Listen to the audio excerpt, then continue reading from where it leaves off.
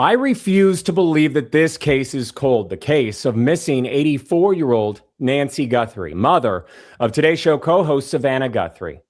Because she left clues. And right now, investigators behind the scenes, they're not sharing much, but they're working the case and they are digging into the digital evidence. Could that be the clue? Her cell phone that was left behind? Did she ever have interactions with her abductor or abductors? And what about them? Did they have a burner phone or did they leave their cell phone on? Did it hit one of the 40 plus cell towers near her home in Tucson? We have a very special guest answering your questions. Former FBI special agent who specializes in digital evidence and forensics. We're going to ask your questions. But first, thank you for being here. I'm Matt Johnson, the host of True Crime and Justice with Matt Johnson. If you haven't already, hit the like, hit the subscribe, and share this episode with a friend. Let's bring the true crime family back together. That's what this is all about. Now, the case of missing Nancy Guthrie.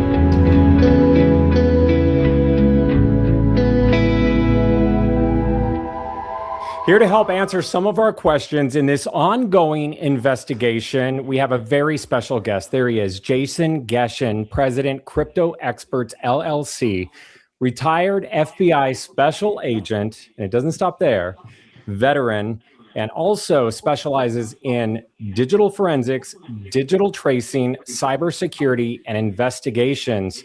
Thank you. I am dying to talk to you about the latest in this Nancy Guthrie case because I believe that the clue could be in unlocking some of this digital evidence, including her cell phone. What are your thoughts? Yeah, I agree.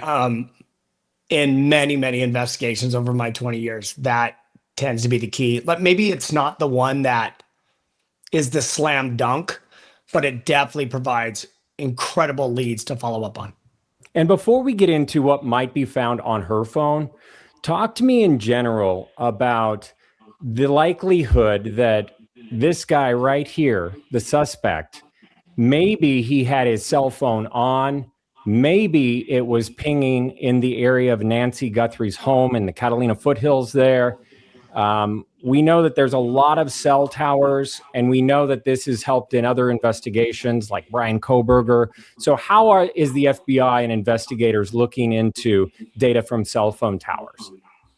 Yeah, certainly. I can't speak what the FBI is doing. They don't normally say on this particular one, but generally, yeah, one of my first things I would do is do cell tower dumps for all the surrounding cell towers. A cell phone doesn't always connect to the nearest cell tower, so you have to do it around that whole vicinity, and you just do a dump. And that's where the data analysis starts, where you have to go through all the people, find the people that doesn't fit in that area.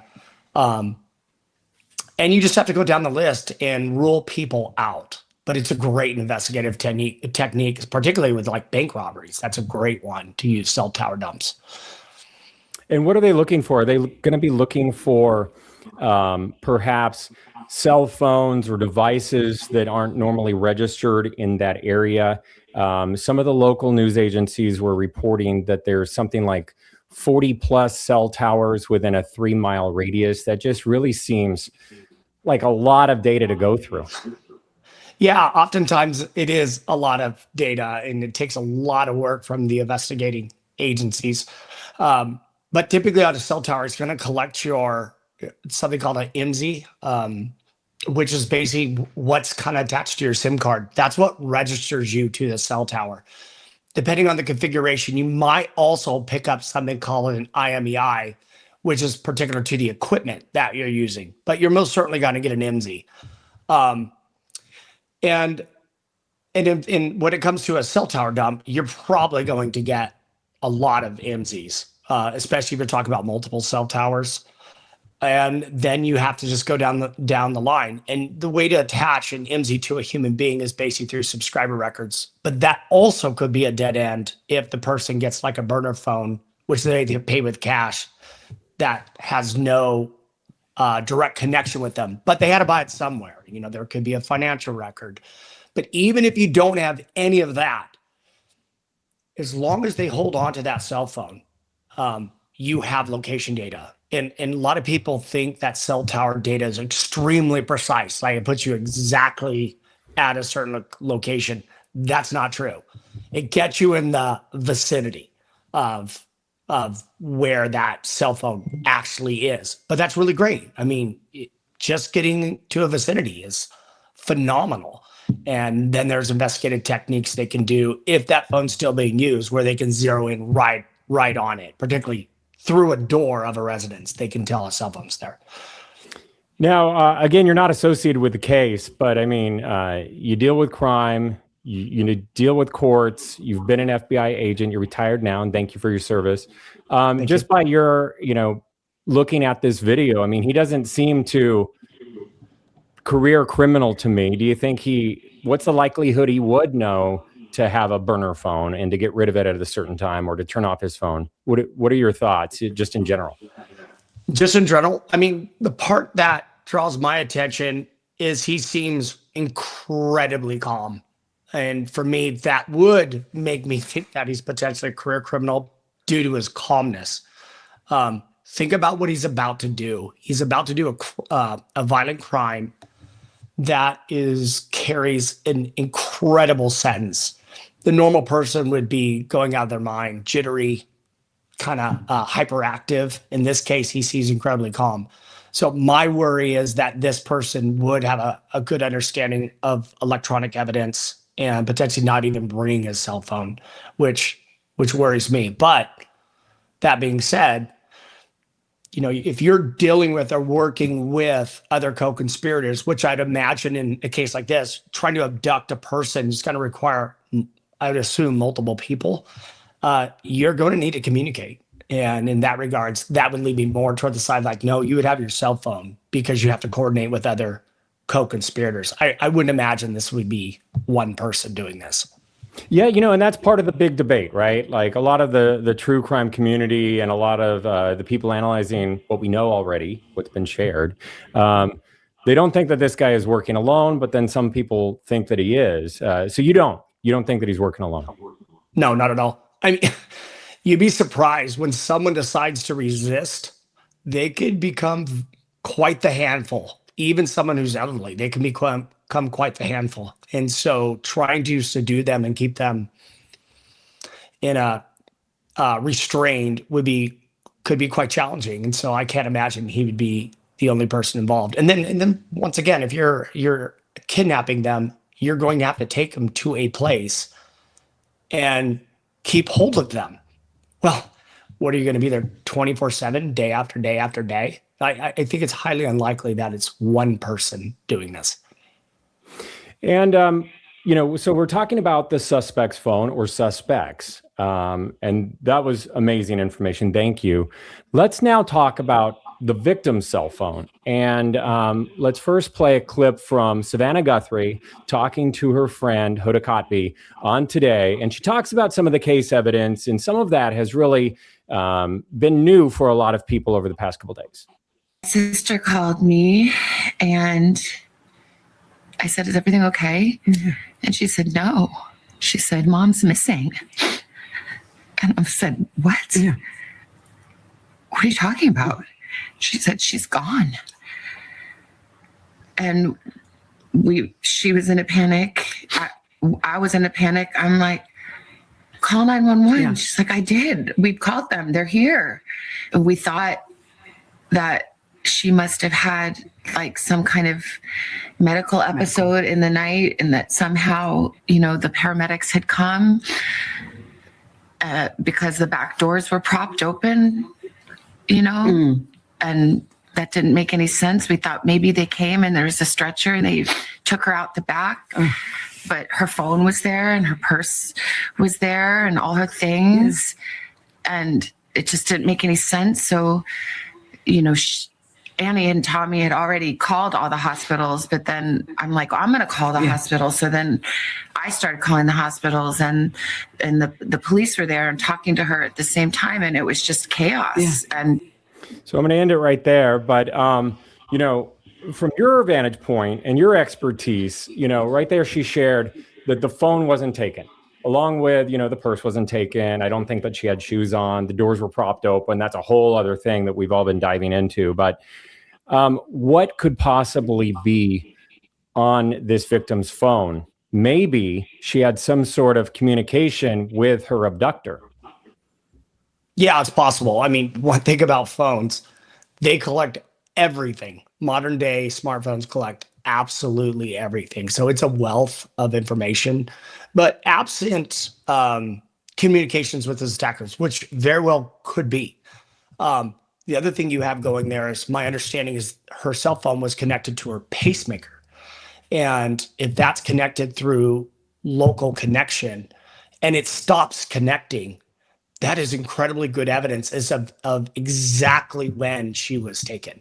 And setting a timeline in any type of violent crime is, well, and not just violent crimes, any crime, is incredibly important, because everything occurs in any crime in time and space. And so being able to fix certain times is really, really important. That'd be a great evidentiary item that I'd really like to have. Yeah, and I'm glad that you brought up the timeline, because this is what was provided to the public. So let's talk about that on February 1st then. So at 1:47 a.m., this is according to police, and again, things are fluid. We know that. This is developing. But the door camera disconnects. And then a few minutes later at 2:12 a.m., software detects a person on camera. So I think that that's where those images came from, because at first they said that they weren't recoverable because there was no account, but then they were able to recover them. And then you're talking about the pacemaker at 2:28. So, I mean, this is the beginning of what you investigators do, right? With the digital footprint, you start mapping it out, correct? Absolutely. Yeah. So what are you looking for or hoping that they uncover next? How close do you think they could be to unlocking her phone in terms of, and what are they looking for in the phone? Oh, how long does it take them to unlock the phone at our forensic laboratory? Who knows? But I imagine they probably already have that open. But then when it comes to straight evidence, assuming the attacker doesn't know, like if the attacker doesn't know her, or has never reached out to her, or there's never been communications with her, there's probably not a ton on there other than the disconnection of the pacemaker. So it'd been much better if the phone somehow stayed on our person, but that might be actually of limited value. Where I think the cell tower dump would be one of my first go-tos if I was investigating this case. Okay. And another big piece of evidence that could be is the fact that, everyday homes nowadays are equipped with a lot of cameras and things. We know that there was a Nest camera in front. That's been very helpful. The Nest camera in the back, they've yet to recover. They say images. They don't say that there's going to be videos, but they're working on recovering images. I'm not sure why that's taking so long, if they already know about it. But so they're working on that. And then People Magazine was reporting that there's been a lot of Google searches about this property where Nancy lived and where Savannah grew up. So the family's been there for decades. There was around 63 searches in Arizona, the state, on December 5th. And then 66 searches in Arizona on December 10th, 5 days later. And then, of course, she's abducted at the end of the month in January. But I mean, the timing there is super suspect. And could anybody be tracked down from those searches if we don't have the devices? If it's just, blanket searches that are done in a state, I mean, how much can you really get from that? Oh, you can get a ton of stuff from that. I think that's a very smart way of going about this investigation. I'm aware of previous cyber investigations on major hacks where they were able to figure out who did it through Google searches. And so I think that's very smart. Even if the person is using, let's say, a throwaway email address, there's other things that are maintained by like Google searches or Apple Maps or whatever that can tie it to other pieces of information that generally leads back to the subject. And it's just, for example, if you have an email address there might be other email addresses tied to by cookie or tied to by a common SMS, telephone number. Even if it's a throwaway telephone number, it still connects to another email address. There's a bunch of things that connects accounts, and you just go down the chain. Now, it is time consuming, and you talked about the Nest video, and they're trying to obtain that. My guess is Nest videos are maintained by Nest, probably somewhere in some cloud server. Obviously, federal agents are going to have to write search warrants and establish probable cause that there's evidence of a crime there, that are in the possession of Nest, and then they have to file it, return the search warrant, hand it to the provider, and then it takes them time to give it to you. So these cases don't go fast because, unlike what you see on TV, there's a lot of legal process that's involved in this as well, where all federal law enforcement agencies have to get legal authority to obtain these things. That goes along with, like we talked about, the Google searches. Great, you have some Google searches, it hits, let's assume there is 60 searches of it. Hopefully it's not 60 separate accounts. We're now gonna have to write a search warrant for 60 separate accounts. And really? Yeah, because you have to provide probable cause for each and every account that you are asking the court to allow you to obtain records for. And so there's a lot more writing involved in federal law enforcement, and that's why they don't show it on the TV shows, because nobody wants to watch a special agent type for hours. We don't? But I mean, it is painstaking. It is slow, and I know sometimes it's frustrating for folks to, why is this not happening faster? Sometimes it's for that exact reason. It's just, you have to get the legal framework to do these things. Special agents in the FBI can't just do whatever they want. Now, there are exigent circumstances, so you can establish exigency and get records right away and then follow up with warrants. That is possible, but I think that's depending on how you can articulate the exigencies on a particular piece of evidence. It's not an open game. Hey, we have an exigent circumstance. Give me anything I can possibly think about. And then everybody's going to turn that over to you. So it's not as easy as people think. Does it help the investigation that the abduction happened at around 2 a.m., according to the timeline? Would that help, and how and why? Yeah. One of the big reasons is nowadays there's cameras everywhere. There's street cameras, there's intersection cameras, there's, everybody has a Ring camera. And so with that being that time of night, there's going to be less cars on the road. And so you're going to capture some of these things. But once again, that's painstaking. And as digital evidence goes, you literally watch, let's say you get a little piece of evidence that it's going in that direction. Okay, well, go up that highway and start looking for cameras in that area. The Alicia Viejo bomber, that's exactly what we did. I did the cell tower analysis, saw them going a certain way. Agents went out, looked for cameras. Sure enough, they captured the bomber's camera driving down the street of where the bomb was laid. It's these pieces, but it's painstaking. It takes a lot of work. But one thing goes after another, after another, after another. And typically it does start with digital evidence that gives investigators a starting point. Yeah, and we saw it being pieced together and probably painstaking by prosecutors in the Koberger case when they were releasing that, and investigators when they were trying to reach a suspect. And then we also saw it in Karen Reed 1 and 2, the trials that I was in the courtroom for. So I have a vision of what you're talking about there. Is it also helpful that this happened at around, the early morning hours, 2 a.m., for any sort of anomalies or pings with the cell tower? Are they focusing on that? And then are they able to see what's unusual? I'd have to think that typically there's a lot less activity in a cell tower. If it's late at night, obviously people don't use their phones as much. But a cell phone's still going to register with the tower, but it is definitely going to have a lot less noise because of the lack of usage of cell phones at particular times. That is incredibly helpful. It's just less data for an investigator to have to go through potentially, which narrows things down quite a bit. So yeah, I would say that's very helpful. So with all your expertise, what are you watching for now? My take on this is I think, let's assume this person's an absolute pro and knew not to bring a cell phone. I think the leads regarding the searches of the home are the most promising because you've put yourself in this guy's position. He's not going to know where they live, most likely. He's going to have to look it up, and he's going to look it up somewhere.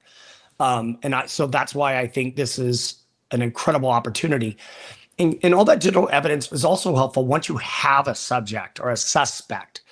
Now you can go file those ping orders or historical cell tower orders. Frankly, historical cell tower orders are relatively easy to get.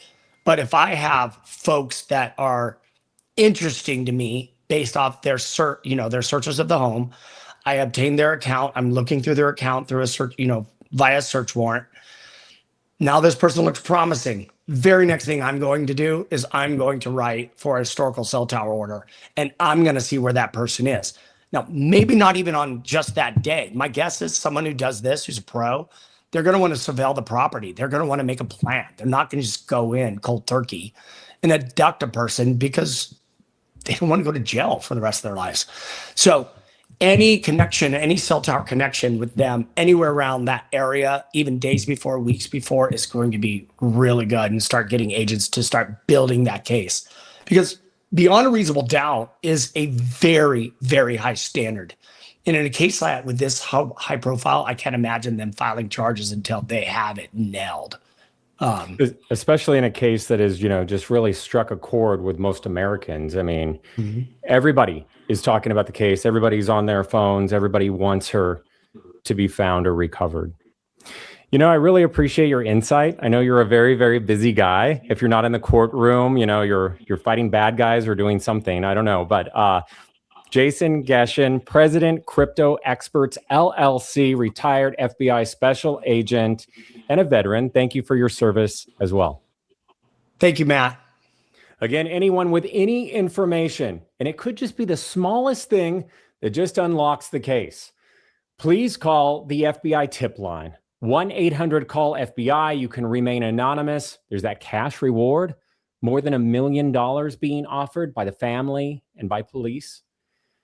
Let's pray for the Guthrie family and take care of yourself. We'll see you next time.